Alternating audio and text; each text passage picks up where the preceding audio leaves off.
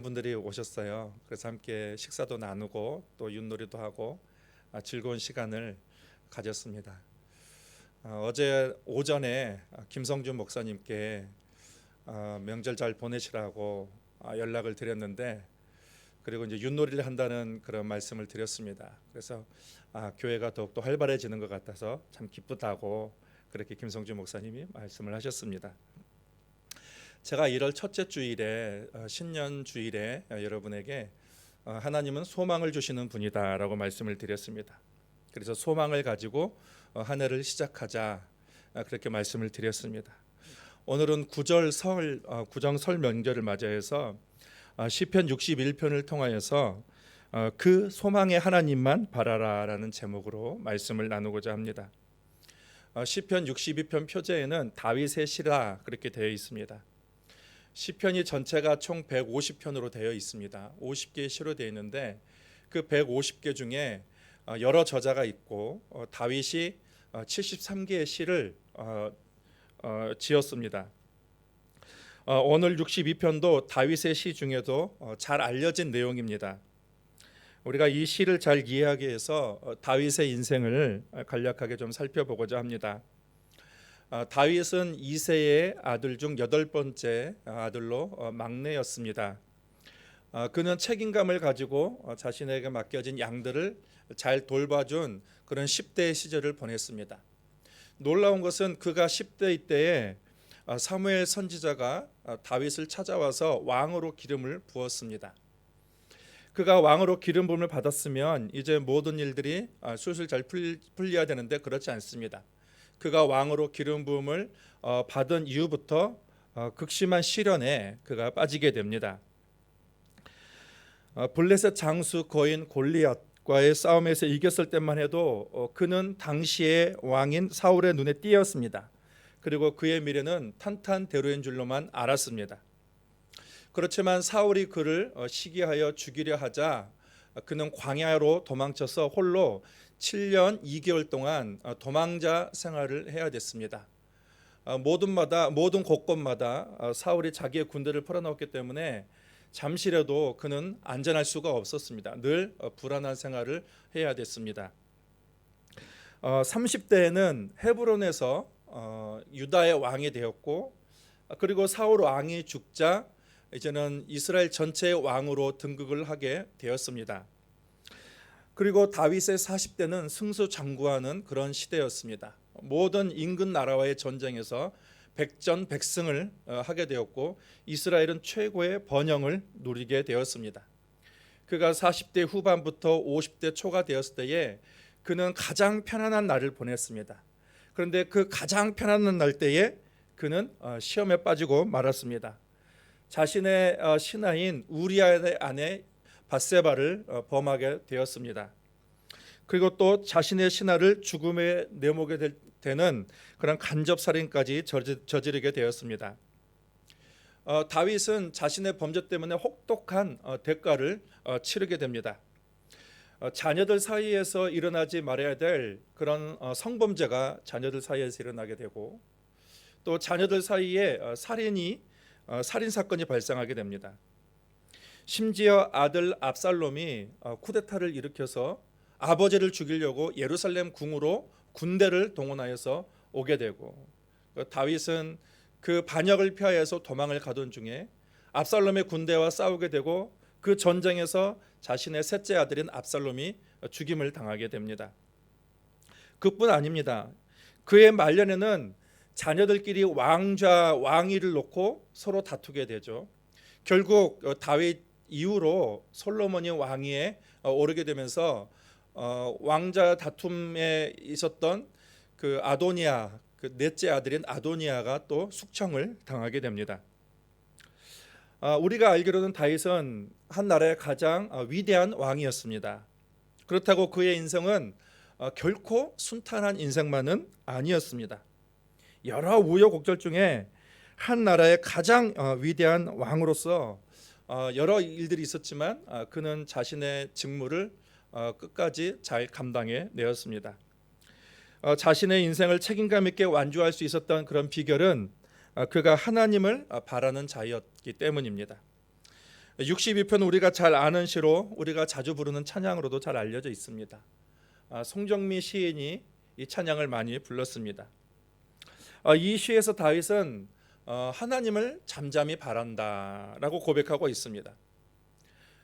사람이 무엇을 바라보고 또 누구를 바라보고 사느냐에 따라서 거기에 영향을 받게 되고 또 그 인생이 각각 달라지게 됩니다. 다윗은 평생 하나님을 바라본 사람입니다. 이 시에서 그가 바라보는 하나님이 어떤 하나님인지를 같이 한번 살펴보도록 하겠습니다. 우리 1절 말씀을 같이 읽겠습니다. 나의 영혼이 잠잠히 하나님만 바라며 나의 구원이 그에게서 나오는도다. 먼저 하나님은 구원의 하나님이시라는 것입니다. 세상은 언제나 불안과 혼돈 가운데 있습니다.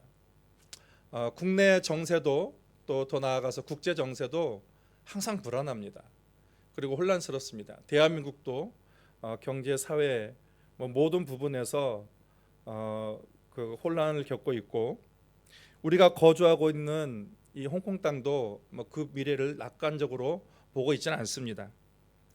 국제 정세도 양극화가 심화되어서 서로 적대하고 그리고 분쟁과 전쟁으로 불안감이 점점 고조되고 있습니다. 환경 오염으로 인해서 자연이 파괴되고 있고 과학과 의학이 발달해도 인간이 극복하지 못하는 질병의 종류가 더욱더 다양해지고 있습니다. 근데 사실은 비단 요즘뿐만 아니라 인류 역사상 이런 불안과 혼돈은 계속되어 왔습니다. 이스라엘 백성들이 애굽 땅을 탈출을 하고 그리고 그들이 약속의 땅 가나안 땅을 향해 갈 때에 그들 앞에 홍해 바다가 놓이게 되었습니다. 그의 군대는 이스라엘을 죽이고자 애굽의 가장 강력한 군대였던 애굽의 군대가 뒤쫓아오고 있고 백성들은 이 진퇴양난의 상황에서 갈팡질팡하고 또 우왕좌왕하고 아우성쳤습니다. 공포에 빠졌습니다. 그때 믿음의 사람 모세가 백성들에게 이렇게 외쳤습니다. 너희는 두려워하지 말고 가만히 서서 여호와께서 오늘 너희를 위하여 행하시는 구원을 보라. 정신을 차리지 않고 우왕좌왕하고 갈팡질팡하고 있는 혼란에 빠져 있는 백성들에게 모세가 뭐라고 했냐면 너희는 가만히 서서 여호와께서 행하시는 구원을 보라. 여호와를 바라보라. 이 모세의 말을 듣고 백성들이 정신을 차리게 된 것입니다. 그리고 그들은 홍해를 건너게 되는 것이죠. 우리의 인생도 얼마든지 이러한 위험한 경우를 만나게 됩니다. 근데 다윗은 이런 위험할 때에 구원의 하나님을 생각해냈습니다. 다윗이 무너지지 않을 수 있었던 이유는 그는 항상 구원의 하나님을 찾았기 때문입니다. 다음으로 2절 말씀을 같이 읽겠습니다. 오직 그만이 나의 반석이시요 나의 구원이시요 나의 요새시니 내가 크게 흔들리지 아니하리로다. 하나님은 우리가 의지할 든든한 반석이시고 온갖 위협으로부터 보호해 주시는 하나님이십니다. 세상이 온통 흔들려도 하나님 안에 거하는 자는 결코 요동하지 않을 것은 하나님께서 그 사람의 보호자가 되시기 때문입니다. 기상이변으로 인해서 세계 도처에 재난이 일어나고 있습니다. 유럽이나 아시아나 가리지 않고 지진이 발생하고 있고 화산 활동도 더욱 활발해지고 있고 태풍이나 토네이도의 규모도 또 가뭄이나 홍수의 규모도 더욱더 거대해지고 있습니다. 더 문제가 되는 것은 도덕적인 타락과 영적인 부패입니다. 점점 이 시대가 악해져 가고 있고 그리고 학교도 안전하지 못하고 가정도 마찬가지입니다. 분명한 것은 세상은 우리에게 영적인 삶을 권장하고 그리고 영적인 삶을 돕는 곳이 아니라는 것입니다. 오히려 세상은 영적인 타락을 부추기고 또 영적인 부패로 우리를 미혹하고 있는 곳입니다. 그런 상황에서 다윗은 하나님을 보호자로 찾았습니다. 하나님은 흔들리지 않는 바위시고 그리고 보호하시는 요새다. 그것을 고백했다는 것입니다. 또 8절에서 노래합니다. 백성들아 시시로 그를 의지하고 그의 앞에 마음을 토하라. 하나님은 우리의 피난처시로다. 자신의 불안한 마음과 걱정되는 그러한 마음을 하나님께 토할 수 있는 것이죠. 아뢰 수 있는 것입니다. 여러분에게는 내 마음을 일일이 다 토하고 아뢰 그런 사람이 곁에 계십니까? 곁에 그런 사람만 있어도 얼마나 큰 힘이 되는 줄 모릅니다. 현대인들의 문제 중 하나가 외로움이에요. 곁에 사람이 있어도 외롭습니다. 가족이 있어도 외롭고 동료가 있어도 외롭습니다. 그런데 이 외로움의 문제가 극복되지 못하면 이것이 큰 사회적인 문제까지 발생한다는 것입니다. 이 외로움 때문에 많은 정신적인 질환이 발생되고 그 정신적인 문제가 사회적인 범죄로 또 확산되는 것을 우리는 많이 보고 있습니다. 하나님은 우리의 마음 깊은 것까지 자세한 것까지 다 일일이 받아주시는 것이죠. 그 마음을 공감해주고 이해해 주십니다. 그리고 거기에 대해서 응답도 해주고 마음의 평강도 주시는 하나님이십니다. 우리 둘째 아이가 이제 중학교 1학년에 올라가게 되는데 걔는 하루에 시편을 6편씩 읽고 있습니다. 어느 날 갑자기 저한테 와서 이렇게 얘기해요.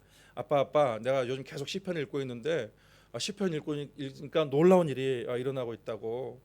시편을 읽으니까 내 마음에 불안한 마음이 떠나가고 두려움이 완전히 다 떠나가 버렸다고. 그러면서 내 마음이 담대해지고 평안해졌다고. 여러분, 제 아이가 얼마나 불안했을까요? 제 아이는 6학년이었을 때요, 홍콩에 와서 제가 우리 아이를 아주 그냥 재밌게 인생을 살라고 했습니다. 영어를 A, B, C, D밖에 몰랐어요.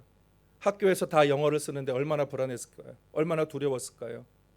그런데 그런 불안한 상황 속에서 이 시편을 읽다 보니까 그 불안함이 떠나간다는 거예요. 그리고 오히려 담대한 마음이 생겼다는 거예요. 두려움도 떠나갔다는 것입니다. 여러분, 시편에는 보면은 우리의 인생의 불안함과 죄와 두려움, 그런 것들을 아주 자세하게 하나님 앞에 다 토로하는 그런 내용들이 많이 있습니다. 그러면서 그 하나님께 아뢰면서 자신의 모든 불안한 마음을 하나님께 내어드리는 것입니다. 여러분, 마음에 불안함과 두려움이 있으십니까? 여러분, 하나님은 우리의 피난처이십니다. 하나님은 우리의 보호자가 되십니다. 다른 것 의지하지 마시고 하나님을 의지하시기 바랍니다. 다른 것 찾지 마시고 하나님을 찾으시기를 바랍니다.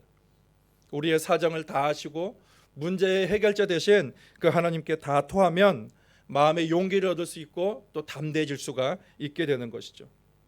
우리 5절 말씀 또 한번 같이 읽겠습니다. 나의 영혼아 잠잠히 하나님만 바라라. 무릇 나의 소망이 그로부터 나오는도다. 여러분, 세상은 시끄러워요. 세상은 여기저기 너무 소란하고 우리의 정신을 흔들어 놓는 그런 소리가 너무 많이 있습니다. 고요하지 않아요. 그래서 마음도 요동치고 마음도 막 분주합니다. 그런데 오늘 시인은 잠잠히 하나님만 바라라라고 했습니다. 이 세상의 소란함에 마음과 시선을 빼앗기지 말고 우리의 마음의 초점을 하나님께 두라는 것입니다. 여러분, 카메라 렌즈에 그 초점을 맞추면 다른 것은 흐려지죠. 다른 것은 흐려지고 그 초점 맞춘 것이 아주 명확하게 보입니다. 이것이 뭐냐면 우리의 초점을 하나님께 두면 하나님이 명확하게 보이는 거예요. 우리의 정신이 너무 분산되어 있고 우리의 마음이 너무 분산되어 있기 때문에 하나님이 보이지 않는 것입니다. 그렇지만 우리가 정말로 초점을 하나님께 집중하여 보면 하나님의 그 소망의 하나님을 우리가 발견하게 되는 것입니다. 여러분의 새해 초점을 어디에 맞추고 계십니까? 아예 소망이 없거나 잘못된 것에 소망을 두는 것은 좋은 방법이 아닙니다. 한 해의 소망을 정치나 경제나 건강이나 환경에 둘 수도 있습니다. 그러나 우리의 진정한 초점을 하나님께 두는 거예요. 하나님께 소망을 두는 것입니다. 9절에 보면 아 슬프도다 사람은 입김이여 인생도 속임수이니 저울에 달면 그들은 입김보다 가벼우리로다. 사람들은 잠깐 사는 인생을 마치 막 수백 년 사는 것처럼 그렇게 삽니다. 그렇지만 여러분, 인생은 짧습니다. 인생은 속히 지나갑니다. 120세를 살았던 모세가 이렇게 얘기했습니다. 사람의 연수가 70이요 강건하면 80이라도 그 연수의 자랑은 수고와 슬플 뿐이요 신속히 가니 우리가 날아가나이다. 이 모세는 굉장히 비유를 잘했어요. 우리의 인생이 날아간다. 그렇게 비유했습니다. 여러분, 모세 당시에 가장 빠른 게 뭐였겠습니까? 그때는 뭐 비행기도 없었고 기차도 없었습니다. 가장 빠른 게 날아가는 거죠. 그런데 모세가 뭐냐면 세월이 날아간다. 우리의 시간이 날아간다라는 거예요. 여러분, 우리의 인생이 날아간다면 우리의 1년은 얼마나 빨리 지나갈까요? 눈 깜짝할 사이 1년이 금방 지나고 맙니다. 여러분, 우리가 연말에 후회할 필요가 없어요. 올해는 좀 더 하나님께 소망을 두고 하나님을 바라봤어야 되는데 그러지 못했다라면서 후회해서는 안 돼요. 우리는 새해 연초부터 우리의 초점을 하나님께 둬야 되는 거예요. 그럴 때 올 한 해가 정말로 알차고 보람되고 복된 한 해가 될 것입니다. 사회적인 지위가 남보다 조금 높다고 자랑할 것도 없습니다. 조금 낮다고 위축될 필요도 없습니다. 남보다 조금 더 가졌다고 뽐낼 것도 없고 덜 가졌다고 기죽을 것도 없습니다. 여러분, 그런 것들은 있다가도 없을 수 있습니다. 그리고 없다가도 있을 수가 있습니다. 다 변화무쌍한 거예요. 그렇지만 우리의 소망은 변하지 않는 하나님께 두는 것입니다. 하나님은 언제나 우리와 함께 계시는 것입니다. 10절입니다. 포악을 의지하지 말며 탈취한 것으로 허망하여 지지 말며 재물이 늘어도 거기에 마음을 두지 말지어다. 부당한 방법이나 악한 수단으로 우리의 쓸 것을 채우려고 하지 말라는 거예요. 그런 것들은 결국 우리의 인생을 허망하게 만듭니다. 여러분, 인생이 어려울 때 사람은 늘 꼼수를 두게 돼요. 그래서 자꾸 부당한 방법, 또 불의한 방법들을 찾게 됩니다. 세상에는 부정한 방법으로 이익을 추구하는 길이 너무도 많이 있습니다. 그런 것들 중에는 쉽고 빠르게 목적하는 바를 이루게 하는 것들도 있으나, 그러나 그렇게 해서 얻은 성취로 결코 인생은 보람되지 않습니다. 인생이 즐겁지 않습니다. 하나님은 당신을 의지하는 자를 외면하지 않습니다.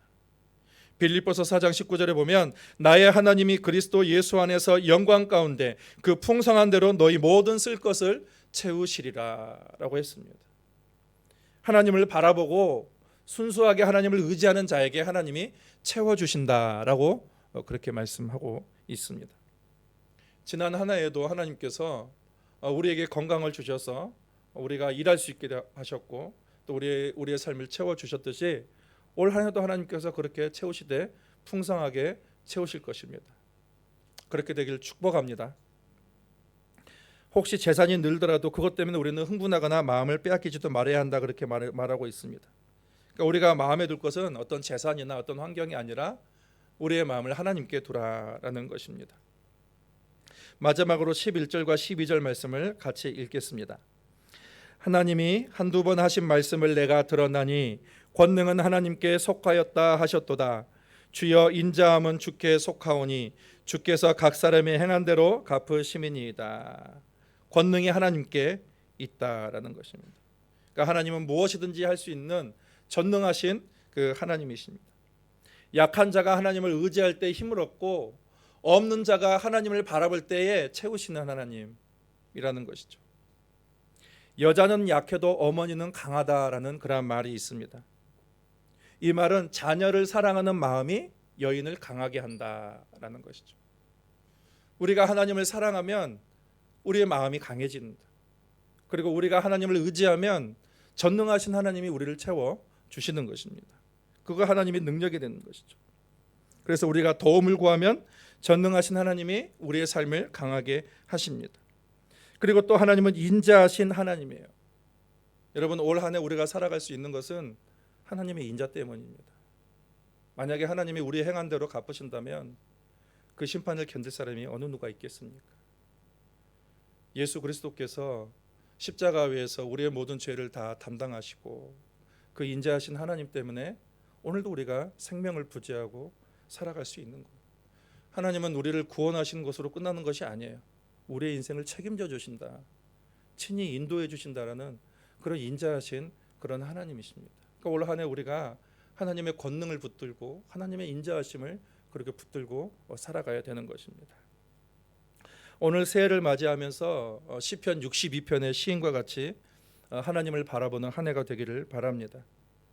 다윗은 숱한 위험과 위기 속에서도 끝내 자신에게 맡겨진 일들을 완주할 수 있었던 것은 그가 하나님을 바라봤기 때문입니다. 잠잠히 하나님을 바란다라고 했습니다. 잠잠히. 그러니까 모든 인간적인 수단을 내려놓고 여기에는 헬라어 히브리어 원어에는 오직이라는 단어가 있어요. 오직 하나님만 바란다라는 것. 다른 인간적인 수단을 내가 사용하지 않고 오직 하나님만 바란다. 그렇게 고백을 하고 있는 거예요. 여러분, 다윗이 왕으로 얼마나 분주했겠습니까? 나란 일을 보기에 얼마나 바빴겠습니까? 그렇지만 그런 바쁜 중에도 다윗은 나는 잠잠히 하나님을 바란다, 그렇게 고백을 했습니다. 세상에 의지할 것 얼마나 많아요. 세상에 기댈 것 얼마나 많이 있습니까? 근데 오직 하나님만 바라보겠다는 그러한 선언입니다. 우리의 신앙은 하나님을 바라볼 수 있는 놀라운 특권이 있습니다. 이 세상에 어떤 사람이 보이지 않는 하나님을 바라볼 수 있겠습니까? 다들 죄로 인하여서 그 영적인 눈이 가려져서 하나님을 바라볼 수가 없습니다. 그런데 예수 그리스도께서 십자가에서 그 육체를 찢으심으로 휘장이 갈라졌고 이제는 누구든지 지성소 안에 계신 그 하나님 앞에 예수 그리스도의 이름으로 나가 하나님을 만날 수 있는 거예요. 여러분, 이것이 얼마나 큰 특권이고 얼마나 큰 은혜입니까? 그런데 사람들은 그 은혜를 누리지 못합니다. 왜 그럴까요? 하나님을 찾지 않기 때문이에요. 사람들이 왜 하나님을 찾지 않는가? 그것은 주님에 대한 미지근한 그런 사랑 때문이에요. 사랑을 해본 사람들은 알겠지만 사랑하는 사람 한번 사랑을 하게 되면 그 사람을 계속 만나고 싶고 계속 같이 있게 되는 거예요. 주님을 위해서 사랑하게 되면 언제든지 주님을 가까이 하고 싶고 주님을 부르고 싶은 그런 마음이 생기게 되는 것이죠. 여러분, 주님을 사랑하는 것은 낭비가 아닙니다. 주님을 사랑하는 시간이 최선의 시간을 보내는 것입니다. 사람들이 하나님을 찾지 않는 이유는 우선순위를 오해하기 때문입니다. 사람들은 얘기합니다. 내가 좀 여유가 되면 내가 하나님을 찾겠습니다. 내가 좀 시간이 있으면 하나님을 찾겠습니다. 내가 이것만 끝내고 하나님을 찾겠습니다 라고 하는 사람 중에 그거 끝났는데 하나님 찾는 사람 본 적이 없습니다. 시간이 지날수록 자기 가정사, 또 개인사, 취미, 일, 그런 것들로 인해서 하나님은 뒷전으로 밀려나게 되는 것입니다.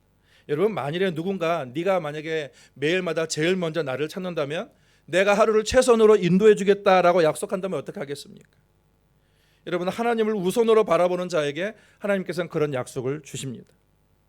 그리고 또 하나님을 찾지 않는 이유는 하나님을 찾아도 소용없다라고 생각하기 때문입니다.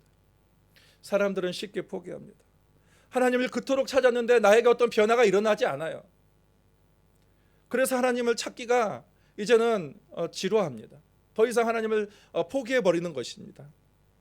여러분, 하나님을 찾아서도 뚜렷한 변화가 일어나지 않는다면 거기에는 그만한 이유가 있는 거예요. 왜 그럴까요? 하나님을 나의 뜻대로 조정하려 하기 때문입니다. 성경의 사람들은요, 끝까지 하나님을 만날 때까지 그들은 그 자리를 떠나지 않았어요. 하나님이 응답하실 때까지 하루고 이틀이고 수십일이고 매일마다 하나님을 바라보는 가운데 결국 그 하나님을 만나고 하나님의 은혜를 누리게 되었다는 것입니다. 여러분, 올 한 해 잠잠히 하나님만 바라봅시다. 그분은 구원이 되시고 보호자 되시고 소망이 되시고 또 공급자 되시고 여러분 능력과 인자하신 그 하나님이십니다. 기도하시겠습니다.